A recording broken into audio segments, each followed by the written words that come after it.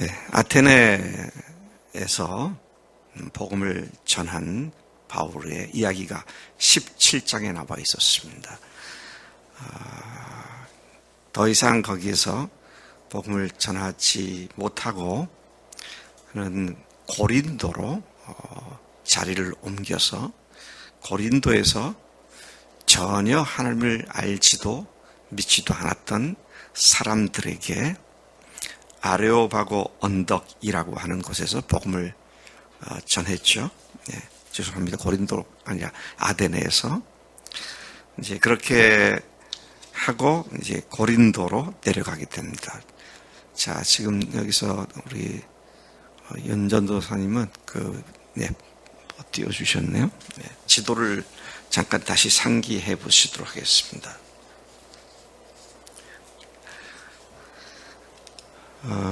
여기 드로아, 사모드락의 섬, 여기서 2차 여행이죠, 지금.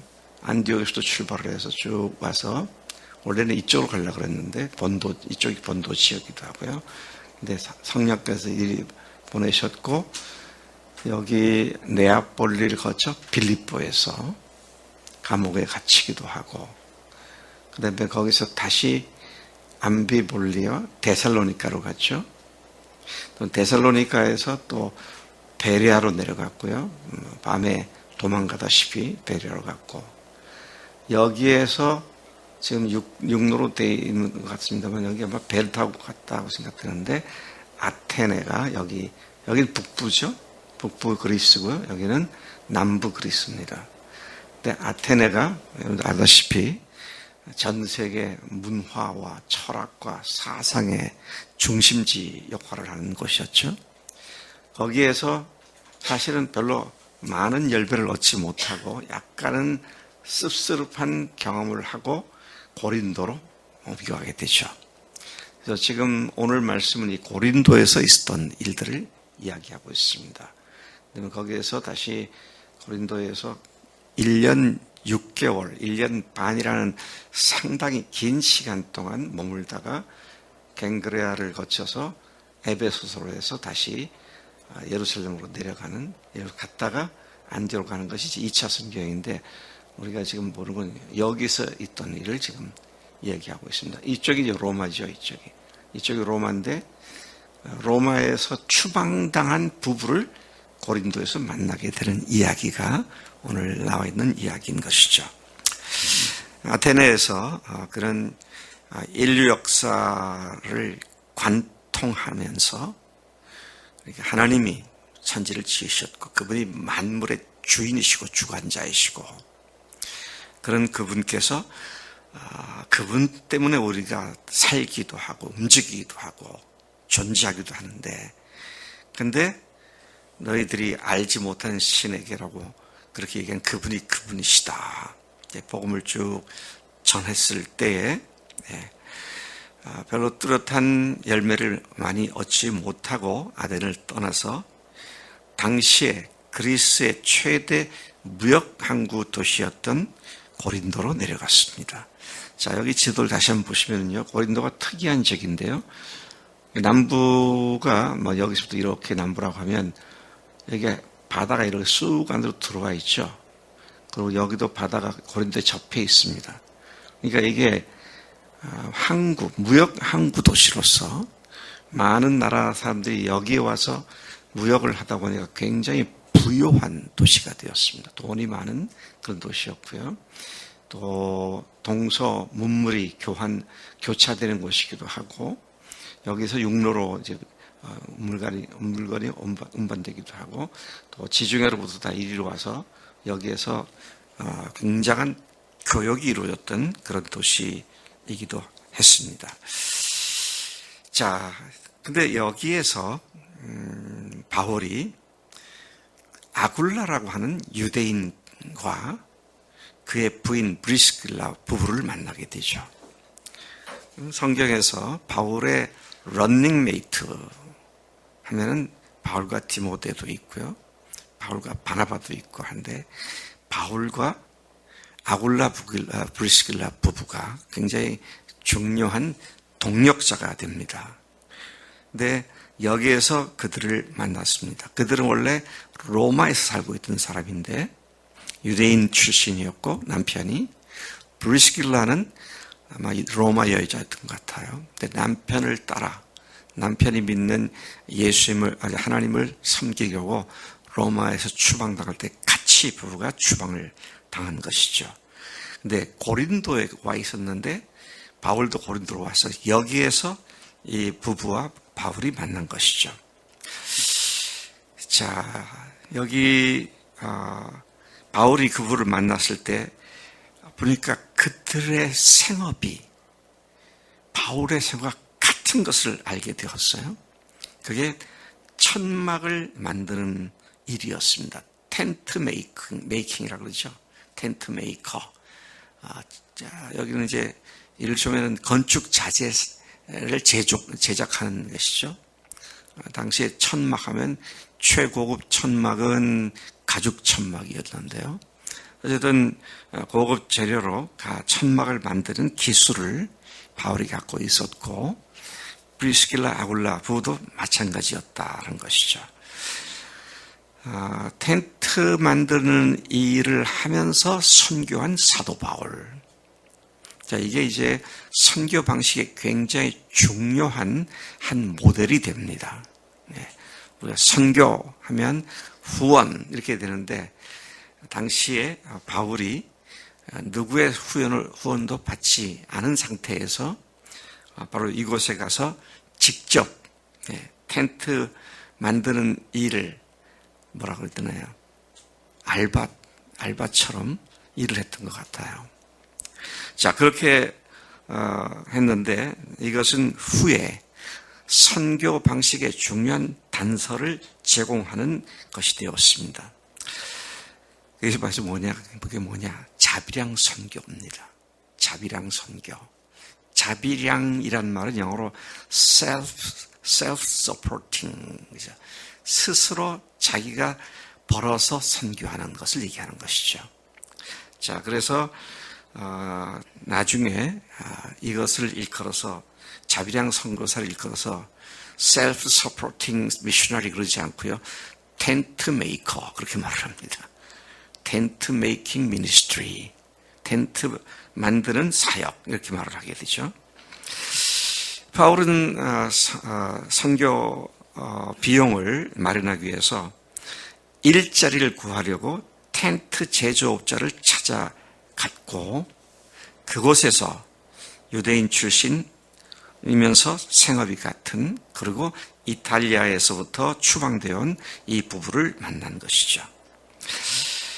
이들은 훗날 바울과 아주 중요한 동역자가 됩니다. 참 귀한 만남이었습니다. 4절 이하에 보면 매주 안식일마다, 그러니까 안식일은 토요일이잖아요. 매 주말 토요일마다 바울은 회당에서 말씀을 강론하고 유대인과 헬라인에게 복음을 믿도록 권면을 했습니다.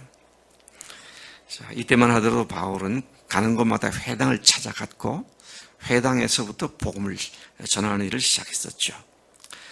자, 그러고 있는데 저쪽 베레아에서 급히 피신하느라고 디모데와 실라는 거기 남겨두고 왔었는데 자기를 안내해 줬던 사람이 돌아가는 길에 바울이 가면 디모데와 실라를 속히 오라고 얘기를 하라고. 근데 마침 실라와 디모데가 마게도냐로 내려왔습니다. 그러므로 말미암아 바울은 오직 말씀을 전하는 일에만 힘을 쓰고 예수가 그리스도이심을 유대인들에게 밝히 증언을 했습니다. 여기에 특별히 유대인에게 말씀을 전했다 그렇게 말합니다. 6절에 회당에 있던 유대인들과 유대 개종자들이 바울이 전하는 말을 듣고 대적하고 비방하자 바울이 많이 마음이 상했던 것 같아요. 그래서 그들에게 뭐라고 얘기를 합니까? 옷을 털면서 너희 피가 너희 머리로 돌아갈 것이요 나는 너희의 피에 대해서 깨끗하다. 더 이상 내가 너희들에게 아무 책임이 없다. 너희들의 죄를 너희들이 당해라. 일종의 저주의 말이죠. 굉장히 강한 말을 한 것이고요. 참 마음이 동족 때문에 마음이 많이 상했던 것 같습니다. 자, 그래서 이후에는 이방인으로 가겠다. 이후에는 내가 유대인들이 아닌 이방인으로 가서 복음을 전하겠다. 그렇게 하고는 거기서 거처를 옮겨서 하나님을 경외하는 사역지를 옮겨서 디도 유스도의 집에 들어갔는데 그 집은 회당 옆집이었습니다. 회당이 아닌 개인 집에 들어가게 되었죠. 거기서 미팅을 했던 것 같아요. 회당장 그리스보, 매우 흥미로운 건 회당 옆집에서 계속 복음을 전했더니 회당장이 예수를 믿게 됩니다. 회당장 그리스보와 그의 온 집안이 주를 믿었고 수많은 고린도 사람, 여기서 수많은 고린도 사람이라는 건 이방인들이죠. 또 듣고 믿어 침례를 받게 되었습니다. 자, 9절부터 11절까지 주께서 바울을 격려하고 용기를 불어넣으신 이야기가 기록되어 있습니다. 앞서 말씀드린 바와 같이 바울은 가는 곳마다 특히 하나님의 선민이요 자신의 동족인 유대인들의 격렬한 반대와 핍박에 부딪혀 매우 마음이 어려웠고 낙심이 되었던 것으로 보입니다. 그런데 그러한 그의 상태를 아신 주님께서 환상 가운데 나타나셔서 바울에게 말씀하십니다. 두려워하지 말며 침묵하지 말고 말해라. 그 다음 말씀 보면 내가 너와 함께 있음에 어떤 사람도 너를 대적하여 해롭게 할 자가 없을 것이니 이는 이 성 중에 내 백성이 많음이라. 그래서 어떻게 했어요? 바울이 1차, 2차 선경 중에 가장 오랫동안 머물렀던 1년 반씩이나 거기에서 말씀을 전하고 복음을 전하고 가르쳤다. 그렇게 말씀이 기록되어 있음을 봅니다. 바울이 낙심하고 속상하고 그럴 때 그에게 용기가 된 것은 딱 한 가지였습니다. 주님의 말씀 한마디였어요. 오늘 우리도 속상한 일도 있고 어려운 일도 있고 괴로운 일도 많이 생기잖아요. 그럴 때에 우리가 종종 할 수 있는 게 신세 한탄입니다. 어이구, 내 인생이 왜 이렇게 고달프냐. 신세 한탄 들 수 있고요. 자기를 비하해서 자기를 괴롭힐 수도 있고요. 또 어려운 발생 환경을 탓할 수도 있고 또 그런 어떤 대상자를 갖다가 속상해서 막 그냥 미워할 수도 있고 그렇게 하면 문제가 잘 해결됩니다. 그래요? 아무것도 해결되지 않아요. 근데 뭐가 해결해 줍니까?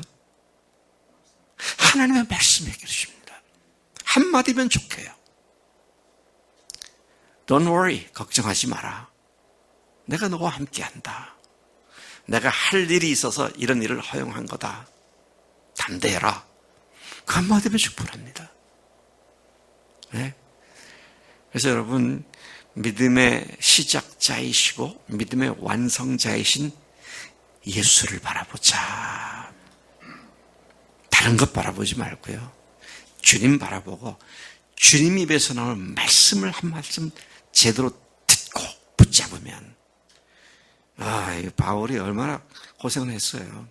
네, 아무 문제가 되지 않고 하나님의 일을 그곳에서 1년 반 동안 고린도 교회를 세우는 일을 열매를 주셨더라는 것이죠.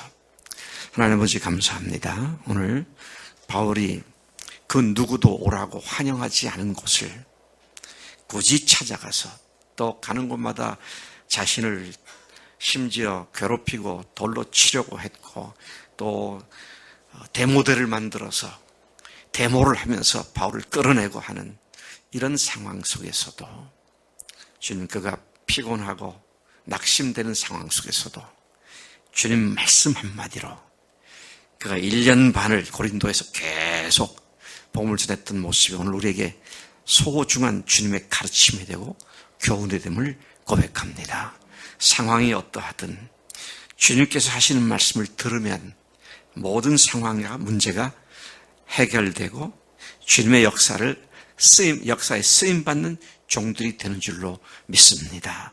하나님, 고린도에서의 바울의 경험, 오늘 우리의 경험이 되게 하시고 우리의 힘이 되게 하시고 우리의 능력이 되도록 역사해 주신 줄로 믿습니다. 두려워 말라, 내가 너와 함께함이라. 놀라지 말라, 나는 내 하나님이라. 내가 나의 의로운 오른손으로 너를 붙들리라. 말씀하신 말씀이 오늘 우리 각자에게도 해당되는 말씀이 줄로 믿습니다. 감사하고 예수님의 이름으로 기도드렸사옵나이다. 아멘. 아멘.